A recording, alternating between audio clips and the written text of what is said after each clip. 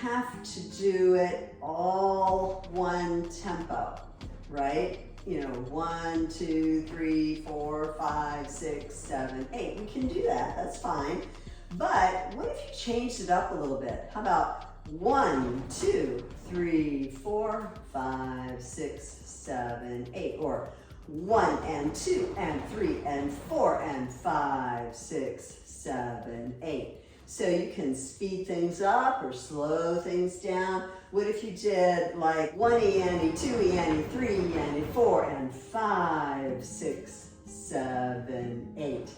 Right? So you've got that same backbeat that's going on, but you can do all kinds of different tempos in between, or ahead of, behind, you know, slow, fast, in between that tempo. So it just adds a lot more interest to your dance when you can incorporate some different tempos, slow things down.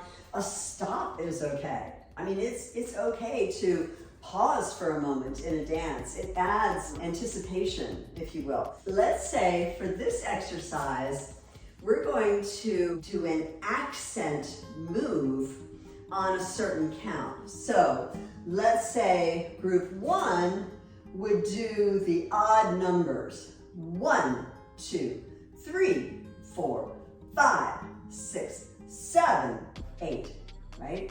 And group 2's accents would be on the even numbers. 1, 2, 3, 4, 5, 6, 7, 8. So if you were doing flag moves, let's say, I might do 1 and 2, 3 and 4, 5 and 6, 7 and 8. But you can do whatever you want there. You might have 1, 2, 3, 4, 5, 6, 7, 8. Now with like a group, you might have 2 people going up on count 1, 2 people going up on count 3. Now I say going up, that's just what I happen to do, but whatever your accent move is, make it different than the underlying movement. So if you were going 1, 2, 3, 4, 5, 6, 7, 8. So if I were more people, somebody else would have gone on 3.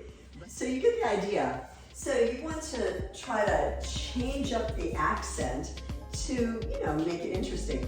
Now this is more a tip for choreography. You know, obviously if you're flowing with the flags, you know, you're just flowing in worship, and you don't focus on that so much. But if you're choreographing something, it's a good idea to change it up a little bit.